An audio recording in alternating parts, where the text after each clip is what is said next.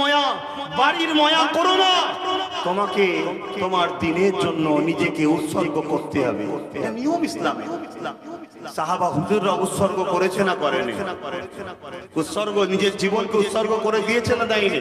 একটু সারা দেন, দিয়েছে না দেয়নি? যে সকল ভাইয়েরা আসছেন অনুরোধ করব, এটা ইসলাম ধর্মের ধর্মীয় মাহফিল, অতএব এর একটা সৌন্দর্য আছে, সেই সৌন্দর্য হচ্ছে বসা।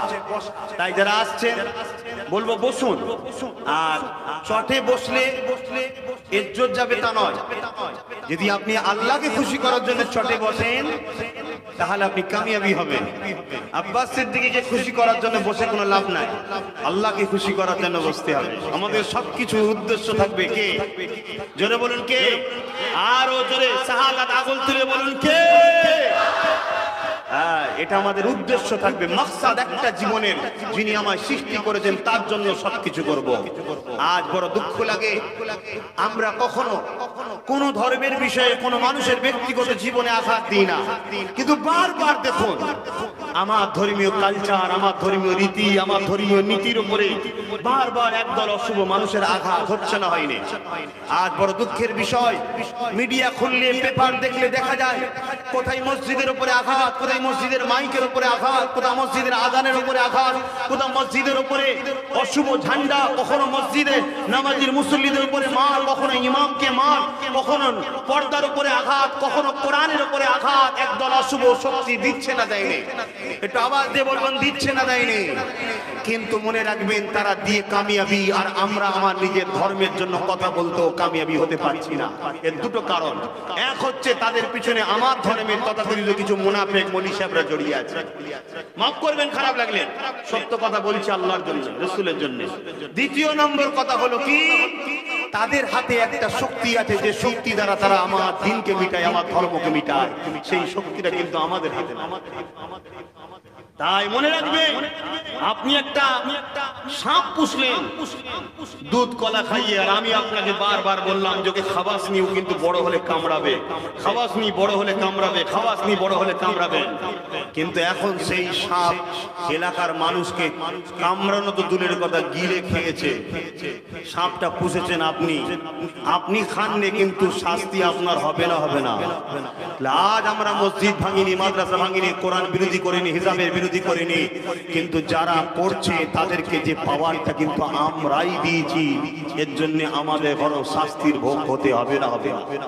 তাই মনে রাখবেন, নিজের কাছে একটা কথা মাথায় মনে রাখবেন, আপনি পীরের ঘরে জন্ম নেননি, কিন্তু আপনি নবী মুহাম্মদ রাসূলের উম্মত তো। আপনি সাহাবাদের ঘরে জন্ম নেননি, কিন্তু আপনি সাহাবাদের ঘরের সন্তানের বন্ধু তো। আপনি ওলির ঘরে জন্ম নেননি, কিন্তু আপনাদের তো ওলির ঘরের সঙ্গে রুহানি সম্পর্ক আছে তো। আপনিও তো একটা ইসলামের উত্তরসূরি, আপনিও তো কোরআনের জন্য, রাসূলের জন্য, ইসলামের জন্য আপনারও তো জীবনটাকে বাজি লাগানো দরকার।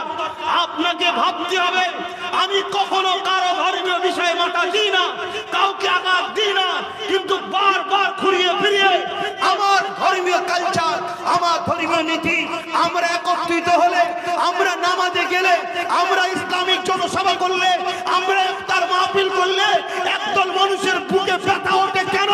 ভাবতে হবে, এরা অবশ্যই মুসলমান সেজে ইসলামকে মিটাবার জন্য এমন করে ইসলামের দুশমনদের থেকে টাকা নিয়ে, টেন্ডার নিয়ে বসে আছে। এই জায়গায় আমাদের ঘরে আল্লাহকে খুশি করার জন্য, নবীকে খুশি করার জন্য বড় হিকমতের সাথে, বড় প্ল্যানের সাথে, মানবতার পক্ষ চালিয়ে বক্তব্য নিয়ে আমাদেরকে আগিয়ে যাওয়া দরকার আছে না নাই? আরো জরুর আগিয়ে যাওয়া দরকার আছে না না? আজ বড় দুঃখ লাগে যখন আমাদের দাড়ি দেখলে বলে এরা সাম্প্রদায়িক, মাথায় টুপি দেখলে বলে এরা সাম্প্রদায়িক, নামের আগে মোহাম্মদ থাকার জন্য বলা হয় সাম্প্রদায়িক।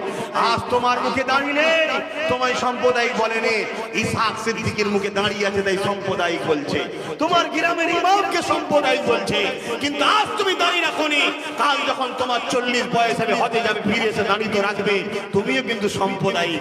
এদের মূল টার্গেট ইসলাম মিটাও, ইসলাম ইসলামকে মিটাও, ইসলামকে মিটাও।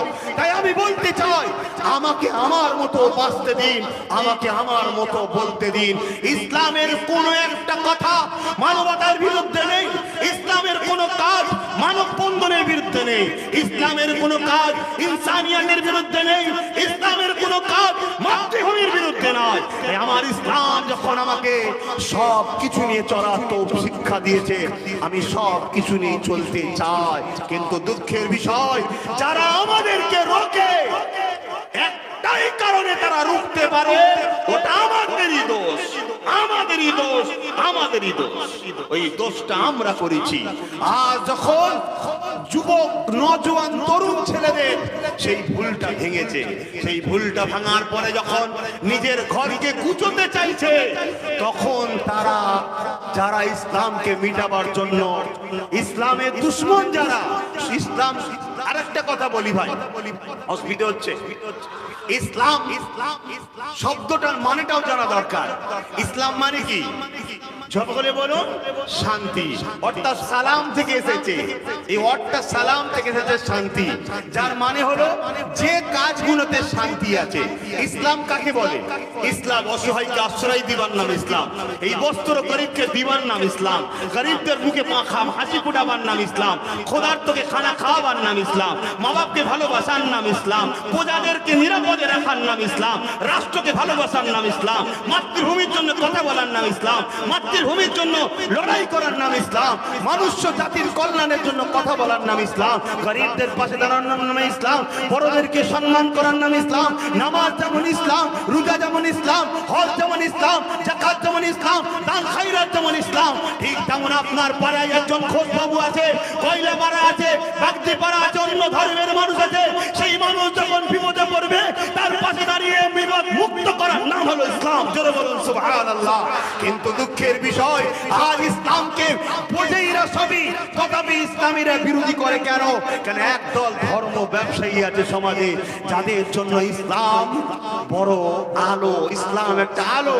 তাদের এই ইসলাম চলে এলে তাদের অন্ধকারের যে অশুভ কুকারবার সেগুলো ধরা পড়ে যায়। তাই ইসলামকে সর্বসময় তারা বিরোধী করে। ইসলাম মানে দুর্নীতি চলবে না, ইসলাম মানে অন্যায় চলবে না, ইসলাম মানে মানুষ লুটা চলবে না, ইসলাম মানে মানুষ খুন চলবে না, ইসলাম মানে জেনা চলবে না, ইসলাম মানে দেহ ব্যবসা চলবে না, ইসলাম মানে সৎ শরাব নেশাযুক্ত মানুষ যেটা মানুষের ক্ষতিকর সেটা চলবে না।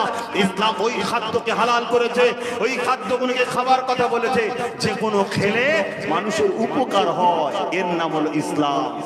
ইসলাম বলেছে লা ইলাহা ইল্লাল্লাহ, নেই কোন ইলাহা একমাত্র আল্লাহ ছাড়া। জোরে বলুন সুবহানাল্লাহ।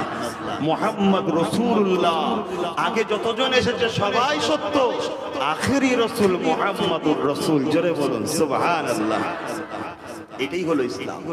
আজকে বলুন, ইসলাম যদি না থাকে, ছেলে বাপের হাতে নিরাপদ নয়, বাপ ছেলের হাতে নিরাপদ নয়। ইসলাম যদি না থাকে, নারীরা নিরাপদ নয়। আজ থেকে 1400 বছর আগে বড় গর্বের সাথে বলছি, জান চলে গেল, মুহাম্মদ রাসূলের নাম বলতে বলতে মরবো ইনশাআল্লাহ। সেই মরণ যেন আল্লাহ দান করে। 1450-1500 বছর আগে মদিনার জমিনেতে এমন একটা রাষ্ট্র কায়েম করে দিয়ে এলো মুহাম্মদ রাসূল। সেই দিন থেকে আজকের দিন পর্যন্ত একটা নারী আজও ধর্ষণ হয়নি, এর নাম হলো ইসলাম। আর আজকে দেখুন রোজ পেপার খুললে ধর্ষণ ধর্ষণ ধর্ষণ। কারণ ইসলাম থেকে আমরা সরে যাচ্ছি। তাই ইসলামের দিকে ফিরে আসুন, শান্তির দিকে ফিরে আসুন, মানবতার দিকে ফিরে আসুন, নারীর মর্যাদার দিকে ফিরে আসুন, নারীর কল্যাণের দিকে ফিরে আসুন, নারীদের সভ্যতার দিকে ফিরে আসুন, নারীদের বাঁচাবার জন্য ফিরে আসুন। আজ নারীদের ইজ্জতের কোনো মূল্য নাই, নারীর ইজ্জতের সামান্য তুচ্ছ ব্যাপার হয়ে গেছে। যে যখন খুশি থেকে ধর্ষণ করছে, খুন করছে, পুড়িয়ে দিচ্ছে, জ্বালিয়ে দিচ্ছে, কোনো বিচার ব্যবস্থা নয়। কেন? সমাজের মধ্যে মানবতা শেষ হয়ে যাচ্ছে। আর এই মানবতাটা শিখাই হলো ইসলাম। ইসলাম ইসলাম जो